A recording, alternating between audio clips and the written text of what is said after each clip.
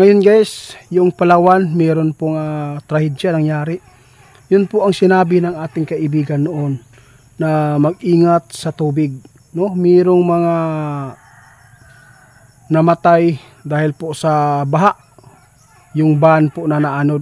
Maraming nagtatanong at saka maraming nagsasabi na ito na. Nagkatotoo talaga ang sinabi ninyo na yung Palawan ay mayroong trahedyang mangyayari. Ngayon po, nandito tayo guys. Gusto kong itanong sa ating kaibigan na dapat po ninyong paghandaan, dapat po ninyong mapanood ito at ma-share para po ay makakuha tayo ng pag-iingat. Kaibigan, tay, salamat po sa inyong ipinapaabot. No? Marami pong followers natin guys. Marami po ako napadalan po ng mga langis. No, napakasakit po, condolence pala sa pamilya na nawalan, no? Naanod dahil po sa baha. Nga nais ko pong ipaabot ngayon guys, tatanungin na po natin si tatay kung naapa ba sila nakitaan ng mga trahedya pa na mahitabo karon.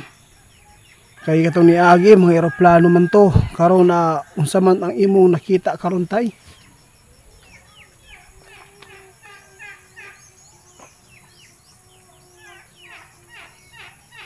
Ano?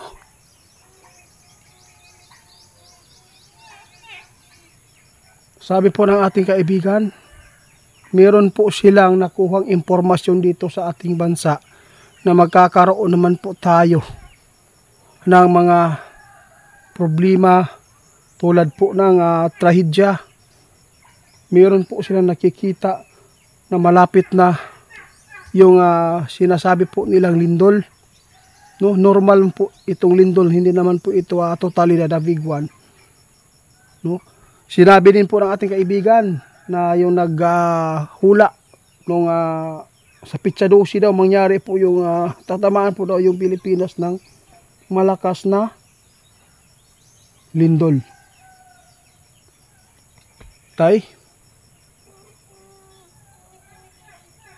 Oo nga, yung babala po nila guys ay hindi naman po sinasabi nila na kayo ay magpanik.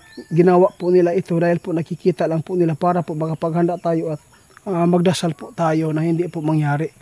Ngayon po sa lahat po ng mga malalapit sa dagat, hindi lang po tayo dapat po ay magpapatuloy na lang sa happy-happy, no? Hindi po ninyo alam na bigla na lang lumaki yung tubig. Kasi nakita ng ating kaibigan, mayroon paparating na trahedya po dito sa atin. No? Mag-ingat kayo sa lindol. Kasi lindol po ang nakikita ng ating kaibigan. Hanggang ngayon hindi pa na ibalik na normal yung yung fault line na sinasabi po ng ating kaibigan na umangat po yung isang piece po.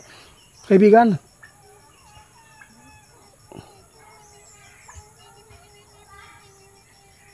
oo, maraming salamat po sa inyo kaibigan O hindi ko po talaga malalaman ito kung hindi po ninyo ipinapaabot. Marami nagsasabi, sa Diyos po kayo magtanong. Hindi naman po, no, sa totoo lang hindi po natin pinangunahan. Sa amin lang po dito, ang ating mga kaibigan nakikita din po. At least ba na may bigay po natin ng advance at saka makapag-ingat sila at saka magdasal po tayo para hindi po tayo mapapahamak. Ngayon po ay marami pong mga kababalaghan na po nangyayari. Tulad po ng sinabi po nyo noon tayo na mag-ingat po tayo ngayon sa mga kidnapper. No? Napakarami. Wala pong pinipili sila guys. Kahit anong edad. Basta makita po nilang malusog yung gusto po nilang kunin. Yun po mga malulusog na kunin po nila talaga. Kaya dapat hatid sundo talaga tayo ngayon. Huwag po natin pabayaan yung mga anak natin na mag-drive lang og motor na mag-isa. Kasi pwede po silang mapapahamak. Sa lahat po ng kapanood ito, swerte po kayo kasi meron po nagpaalala. Kasi marami pong nagkampante ngayon, lalo na po sa busy sa trabaho. No?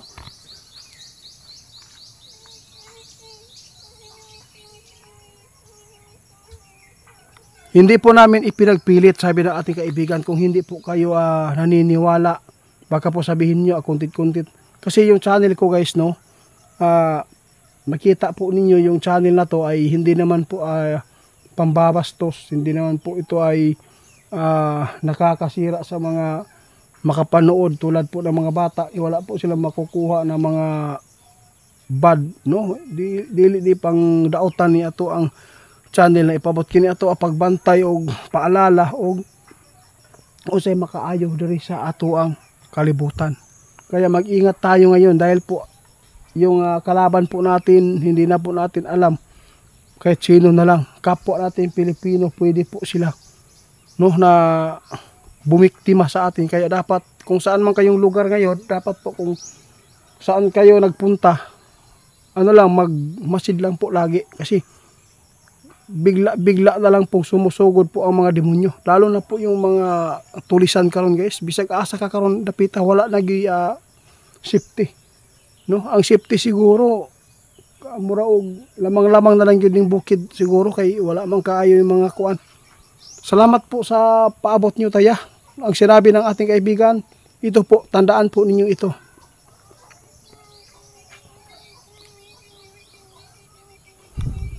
Marami po pa tayong masagupa na mga trahedya, no? Dapat po laging alerto tayo, mag-ingat lang po, sabi ng ating kaibigan. Si kaibigan po ay nagpapasalamat sa inyong pagsuporta sa amin, lalo na po sa patuloy po nilang pag-update kung ano man po ang mga mangyayari pa dito sa ating mundo. Sa lahat po ng hindi po nagkakagusto sa channel na to, pwede po kayo mag-skip doon ha. Hindi naman po ito ay namimilit po kami. Basta kung ano man po ang ikakabuti po sa aming channel na ipaabot, yun lang po ang susundin namin. Hindi kami nagsasabi na kalimutan po natin yung Panginoon. Hindi. Ang Panginoon talaga ang una natin na lapitan kung ano man po ang ating problema. At saka lagi po tayo magdasal para po maingatan po tayo pang araw-araw. Maraming salamat po sa lahat po ng mga mabubuting puso na nag-comment po sa ating video, na hindi naman po pangbabas, kundi ay nagbibigay lang po sila ng mga magandang comment. Salamat po sa lahat po ng mga baser natin. Maraming salamat din po sa inyong panunood, no? Hindi po kami nagsasabi na kayo ay maniniwala sa aming channel, at saka hindi po kami nagsasabi na ito lang channel na panoorin po ninyo. Basta ang sinabi po namin dito, ikakabuti lang po, no? Dasal lang po tayo lagi para hindi tayo mapapahamak na tulad sa iba na kinalimutan na po nila yung pangalan ng Panginoon. Kaya salamat po sa inyong lahat.